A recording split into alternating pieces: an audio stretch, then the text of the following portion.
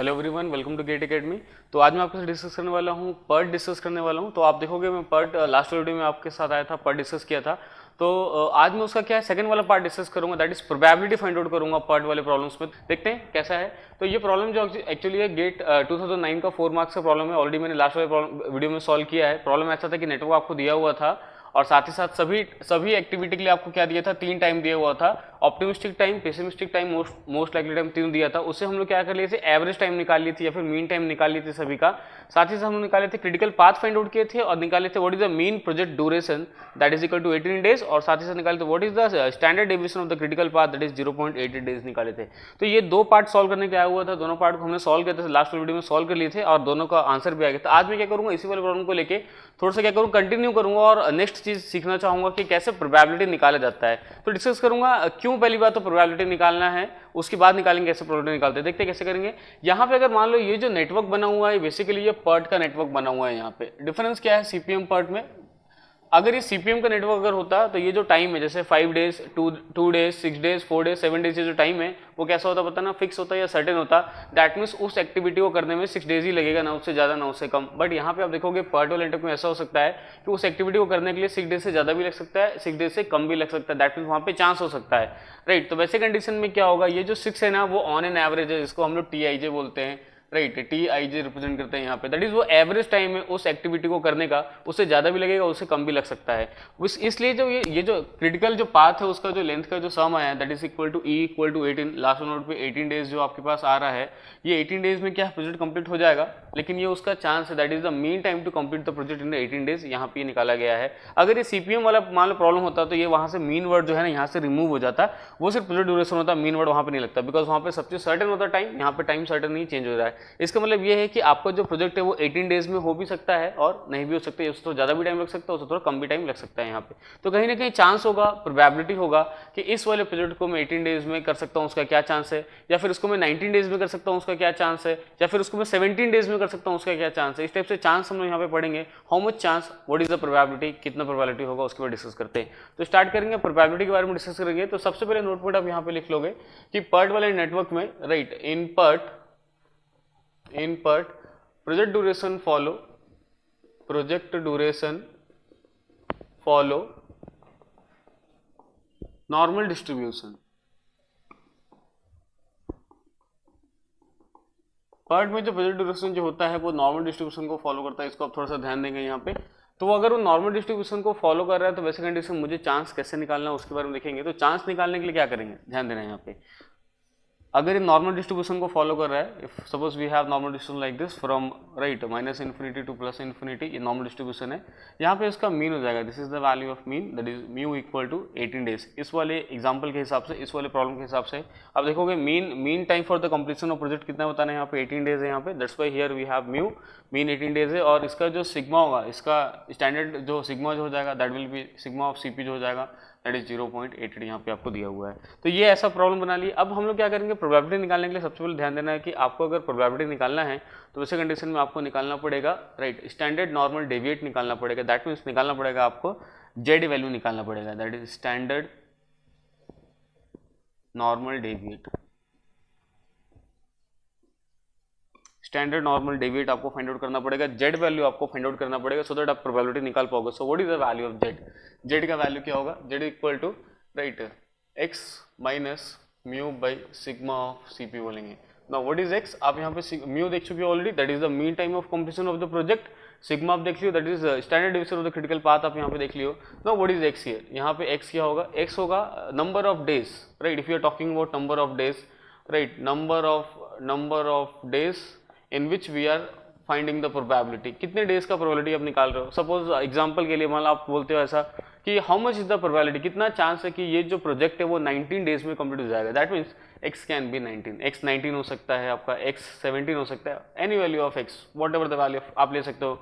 Probability को find out करने का कोई वैल्यू यहाँ पे ले सकते हो। तो वैसे कंडीशन में क्या होगा, मुझे निकालना चाहिए तो Z वैल्यू निकल जाएगा। उसके बाद में क्या करूंगा, प्रोबेबिलिटी निकाल लूंगा, what is the probability. Suppose आपका Z का वैल्यू जो आया, suppose if let let z is equal to suppose आ रहा है आपका +1 आ रहा है, सपोज z का वैल्यू कितना आ रहा है यहाँ पे आपके पास +1 आ गया है। वैसे कंडीशन में आप निकाल सकते हो what is the value of probability. अगर आपका z का वैल्यू -1 आ रहा है तो आप निकाल सकते हो, अगर आपका z का वैल्यू 2 आ रहा है, +2 -2 कुछ भी आ रहा है तो आप वहाँ पे z का वैल्यू 0 आ रहा है तो भी आप निकाल सकते हो। देखते हैं कैसे निकालेंगे यहाँ पे। तो ये अगर मैं नॉर्मल डिस्ट्रीब्यूशन कर्व का अगर थोड़ा सा प्रॉपर्टी अगर देखूँ तो प्रॉपर्टी ऐसा होता है नॉर्मल डिस्ट्रीब्यूशन कर्व का, अगर इस टाइप का है तो पहली बात तो ये सिमेट्रिकल होता है about the mean, right, from -∞ to +∞। This curve is symmetrical about the mean. Mean के अबाउट कैसा होता है बताना, सिमेट्रिकल होता है। अगर मैं टोटल एरिया फ्रॉम -∞ टू +∞, अगर मैं टोटल एरिया को सपोज करो अगर 100% बोल रहा हूँ यहाँ पे, तो वैसे कंडीशन में सिमेट्रिकल होने के कारण ये वाला 50% हो जाएगा आपका और ये वाला हो जाएगा 50% हो जाएगा, right, about the mean mu. और या फिर उसको ना z इक्वल टू 0 भी बोला जाता है यहाँ पे, और इसी को म्यू यहाँ पे बोल रहा हूँ z इक्वल टू 0 इस वाले पे। वैसे कंडीशन में मेरे को कोई पूछेगा what is the value of probability if z equal to 0, that means if right what is the value of probability if z equal to 0, z का वैल्यू 0 तो प्रोबेबिलिटी क्या होना चाहिए, so that will be equal to. Read करने का हमेशा तरीका ऐसा होता है कि अगर आपको प्रोबेबिलिटी अगर फाइंड आउट करना है तो रीड करने का तरीका ये है, हमेशा आप ऐसे रीड करोगे, हमेशा -∞ से लेके उस वाले पॉइंट तक का क्या करना पड़ेगा, आपको एरिया निकालना पड़ेगा। हमेशा ध्यान देना, फिर से बोल रहा हूँ, -∞ से लेके वहां तक का आपको क्या करना पड़ेगा, एरिया निकालना पड़ेगा। तो उस एरिया को आप बोल दोगे प्रोबेबिलिटी। तो प्रोबेबिलिटी यहाँ पे कितना आ जाएगा, तो -∞ से यहाँ z इक्वल टू 0 तक का एरिया आप देख सकते हो, ये एरिया जो है वो कितना बताना, सिर्फ 50% आपका एरिया आएगा। So this area is 50% only. तो यहाँ पे आप लिख सकते हो 50% लिख सकते हो, या फिर आप यहाँ पे 0.5 यहाँ पे लिख सकते हो, ठीक है। मान लो z का वैल्यू अगर आपका डिफरेंट आता है, 1 आता है, वैसे केस में कैसा होगा, अगर मान लो इस टाइप से है आपके पास, यहाँ पे इस टाइप का है फ्रॉम -∞ टू +∞, -∞ टू +∞ है, और ये मीन है यहाँ पे, और आपका z का वैल्यू जो है वो आपका यहाँ पे 0 है। अब अगर मैं दूसरा एग्जाम्पल लेता हूँ कि अगर z का वैल्यू सपोज करो 1 है, वैसे केस में क्या प्रोबेबिलिटी आएगा उसको चेक करते हैं यहाँ पे। तो अगर मान लो यहाँ पे आपका z का वैल्यू 1 है, here we have z is equal to +1, अगर z का वैल्यू होगा +1 है, तो वैसे कंडीशन में आप कैसे निकालोगे, तो आपको अगर निकालना, अगर आपको फाइंड आउट करना है तो आपको ऐसा फाइंड आउट करना पड़ेगा, हमेशा -∞ से वहां तक का एरिया, जो भी आपका z का वैल्यू आएगा, आप सबसे पहले क्या निकालोगे, z निकालोगे, जो भी आपका z का वैल्यू आएगा, ध्यान देना है आपको कि आप -∞ से लेके उस z के वैल्यू तक का जो भी एरिया कवर कर रहा होगा, इस पूरे एरिया को आपको क्या करना पड़ेगा, फाइंड आउट करना पड़ेगा। And this area is probability at z is equal to +1। तो यही चीज आपको दे देगा what is the value of probability at z is equal to 1 दे देगा यहाँ पे। पर देखते हैं कैलकुलेट करेंगे कितना आएगा यहाँ पे। तो इस टाइप से देखो, ये आप यहाँ पे ऐसे याद रख सकते हो थोड़ा सा। अगर मान लो पहले के टाइम पे क्या होता था, कैलकुलेटर अलाउड रहता था गेट एग्जाम में, तो वहां पे आपको ना डेटा ऐसे याद रखने की जरूरत नहीं पड़ती थी, आप सीधा कैलकुलेटर से फाइंड आउट कर सकते हो, राइट। लेकिन अब क्या हो रहा है, गेट एग्जाम में कैलकुलेटर अलाउड नहीं है। आप जो कैलकुलेटर अभी सॉल्व करते हो अपने कुछ पढ़ने टाइम पे, वो अलाउड नहीं है, वर्चुअल कैलकुलेटर है। दैट्स व्हाई क्या करना पड़ता है, डेटा थोड़ा सा याद रखना पड़ता है गेट एग्जाम के पॉइंट ऑफ व्यू से। अदरवाइज आप कैलकुलेटर में भी कर सकते हो। लास्ट आज की वीडियो में लास्ट में वो भी बताऊंगा how to find the value of probability using calculator use करके आप कैसे कर पाओगे। तो देखो यहाँ पे अगर ये इस टाइप का है, तो यहाँ से if here we have z equal to -1, अगर यहाँ पे z इक्वल टू -1 है और यहाँ पे आपके पास सपोज z इक्वल टू +1 है, तो ये जो एरिया होता है total from z equal to -1 to z equal to +1, वो एरिया होता है 68.3%। 68.3% फ्रॉम वेयर टू वेयर। तो ये एरिया आपका क्या है, from z equal to minus, सिर्फ इतना वाला एरिया हो जाएगा। सिमेट्रिकल है, वैसे कंडीशन में ये हाफ हो जाएगा 68.3 डिवाइडेड बाई 2%, यानी ये वाला जो हाफ हो गया है वो हो गया आपके पास 68.3 डिवाइडेड बाई 2%, और दूसरा वाला हाफ जो हो जाएगा वो भी कितना हो जाएगा, उतना ही हो जाएगा, 68.3 डिवाइडेड बाई 2% हो जाएगा। वैसे अगर मान लो इस टाइप से अगर बात करें फॉर z इक्वल टू +-2, अगर z इक्वल टू +-2 की बात करेंगे फ्रॉम -∞ टू +∞, अगर बात कर रहे हैं z equal to suppose z equal to -2, और यहाँ पे आपके पास आ रहा है सपोज z इक्वल टू +2 आ रहा है यहाँ पे। वैसे कंडीशन में ये वाला जो एरिया होता है फ्रॉम -2 टू +2, ये एरिया आपका होता है 95.5% होता है। तो अगर मीन के अबाउट में देखो z इक्वल टू अबाउट देखो सिमेट्रिकल होगा 95.5 डिवाइडेड बाई 2%, ये वाला हाफ एरिया हो गया, और ये वाला हाफ भी उतना ही हो जाएगा 95.5 डिवाइड बाई 2%। वैसे ही सिमिलरली अगर मैं बात करता हूँ, राइट, तीन ही डेटा आपको याद रखना है, पहला, दूसरा और ये यहाँ पे तीसरा वाला याद रखना है। वैसे कंडीशन में देखो ये यहाँ पे ऐसा आ रहा है, नॉर्मल डिस्ट्रीब्यूशन कर्व बना दिया हूँ फ्रॉम -∞ टू +∞ बना दिया, और देखो यहाँ पे ये मीन हो गया आपके पास, और सपोज करो ये z equal to -3 to z equal to +3, z equal to +3। अगर ये एरिया देखेंगे टोटल एरिया, तो ये टोटल एरिया होता है 99.7%, 99.7% हो जाएगा। वैसे केस में ये वाला हाफ हो जाएगा 99.7 डिवाइडेड बाई 2% हो गया। ये वाला हाफ एरिया इस टाइप से आ जाएगा आपके पास, और ये वाला हाफ भी उतनी हो जाएगा 99.7 डिवाइडेड बाई 2%। अब बात करेंगे अगर मान लो आपके पास z का value if z is equal to +1, अगर z का वैल्यू +1 आ जाए, कब +1 आ जाएगा, मान लो आपको ऐसा प्रॉब्लम दिया हुआ है, इस टाइप से प्रॉब्लम दिया है, क्वेश्चन ऐसा दिया है, what is the probability, right, what is the probability, right, of completion of project in 18.88 days, of completion of project in 18.88 days। अगर 18.88 डेज में अगर कंप्लीटेशन बताना है, दैट इज x का वैल्यू आपको दिया हुआ है 18.88 दिया हुआ है, म्यू का वैल्यू आप ऑलरेडी जानते हो दैट इज आपको 18 डेज है, और सिग्मा सीपी का वैल्यू आपके पास है ऑलरेडी दैट इज 0.88। अगर आप z का वैल्यू निकालते हो तो z का वैल्यू हो जाएगा x minus mu divided by sigma CP, थोड़े पहले डिस्कस किया, तो वहां से आपके पास z का वैल्यू कितना आ गया, +1 आ गया।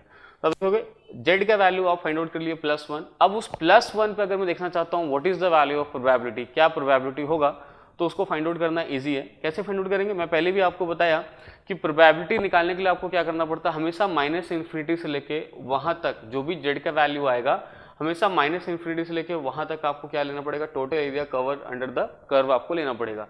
देखते हैं टोटल एरिया कैसा हो जाएगा। आप अभी देख रहे हो कि ये वाला पार्ट जो है, राइट, 68.3 डिवाइडेड बाई 2%, यहाँ से यहाँ तक का एरिया, राइट, ये वाला एरिया यहाँ से यहाँ तक का ये वाला एरिया आ गया है आपके पास 68.3 डिवाइडेड बाई 2%।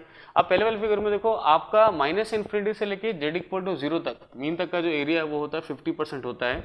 अगर उस 50% में, राइट, तो पहले वाला पार्ट जो है इसका देखो, पहले वाला पार्ट जो है यहाँ तक, ये जो z इक्वल 0 है यहाँ तक अगर आप देखोगे तो ये वाला आपके पास कितना हो गया, ये यहाँ से यहाँ तक हो गया 50% हो गया, दिस इज द 50%, प्लस ये जो यहाँ से यहाँ तक हो गया आपके पास ये हो गया है 68.3 डिवाइडेड बाई 2% हो गया, डिवाइडेड बाई 2%। दोनों को ऐड कर दोगे तो आ जाएगा probability at z equal to 1। तो अगर आप ऐड करते हो तो वो प्रोबेबिलिटी जो आपके पास आने वाला है दैट विल बी, तो आ जाएगा दोनों को ऐड करके 50 प्लस 68.3 डिवाइडेड बाई 2%, ये ऐड हो जाएगा आपका, तो ये आ जाएगा 84.15% के आसपास कुछ आ जाएगा। This is the value of probability, यानी अगर z का वैल्यू 1 है तो इतना प्रोबेबिलिटी या चांस होगा। इसका मतलब क्वेश्चन ऐसा था यहाँ पे, what is the probability of completion of the project in 18.88 days, उसके हिसाब से z का वैल्यू 1 आया, और उसके हिसाब से बता सकते हो जो प्रोबेबिलिटी होगा वो होगा 84.15% होगा। इसका मतलब आप यहाँ पे देख रहे हो, राइट, मैं कोशिश कर रहा हूँ कि इजी वे में आपके साथ डिस्कस करूँ कैसे प्रोबेबिलिटी निकालते हैं। अगर नंबर ऑफ डेज आपको दिया हुआ है कि इस नंबर ऑफ डेज में क्या प्रोबेबिलिटी होगा कि वो प्रोजेक्ट क्या हो जाएगा, कंप्लीट हो जाएगा, वैसे कंडीशन में कुछ भी नहीं करना है, सिर्फ आपको z का वैल्यू निकालना है by using the formula of z का फॉर्मूला मैं आपके साथ डिस्कस किया हूँ, right, that is x minus mu by sigma. यहाँ से आप z निकाल लोगे पहला, और z निकालने के बाद कुछ नहीं करना है, सिर्फ नॉर्मल डिस्ट्रीब्यूशन कर्व में क्या करना, -∞ से लेके उस पॉइंट तक का जो भी आपको z का वैल्यू दिया है वहां तक का आपको क्या करना है, एरिया निकाल लेना। फॉर एग्जांपल मान लो z का वैल्यू होगा, सपोज करो -1, अगर कोई पूछा होता -1 पे कितना आएगा, तो मैं कहाँ से कहाँ तक एरिया लूंगा बताना, from -∞ to z equal to -1, सिर्फ ये वाला छोटा वाला एरिया जो होगा ये कैलकुलेट। सपोज कोई पूछा था what is the probability at z equal to +2, ऐसा डेटा आता है कि z का वैल्यू +2 आएगा, तो ऐसे कंडीशन में +2, तो ऐसे कंडीशन में कहा -∞ से लेके पूरा +2 तक का एरिया जो होगा उसको कवर करेंगे, तो वो आ जाएगा probability if z equal to +2। वैसे ही आप देख सकते हो, तो 50% में इतने एरिया क्या कर देंगे, ऐड कर देंगे, जैसे मैंने अभी यहाँ पे किया 50% में इतने एरिया ऐड कर दिए।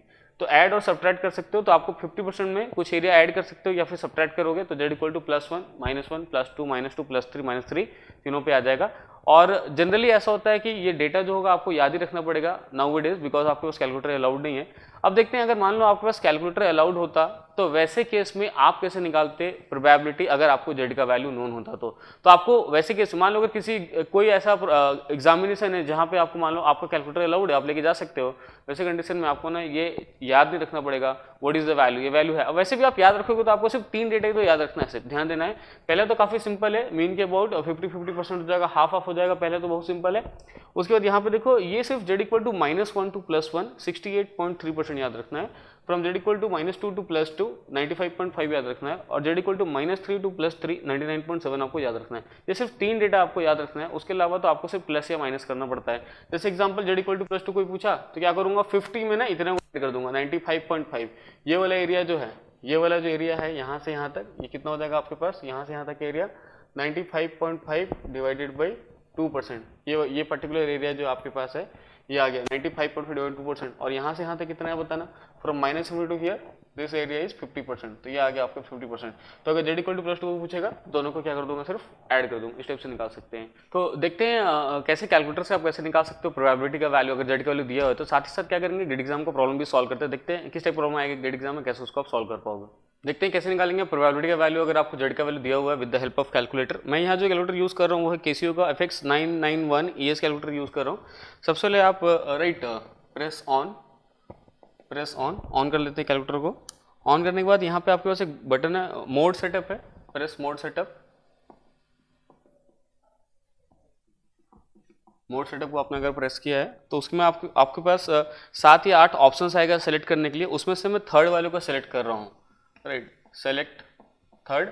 हो सकता है किसी दूसरे वर्जन कैलकुलेटर में वो थर्ड के बदले फोर्थ या फिफ्थ पे होगा, तो आपको ना नंबर पे फोकस नहीं करना है, जो लिखा हुआ उस पर फोकस, STAT लिखा है उस पर फोकस करना है। मेरा थर्ड नंबर पे STAT लिखा है, अगर किसी का मान लो फोर्थ या फिफ्थ पे होगा तो उसको सेलेक्ट करना है वहाँ पे।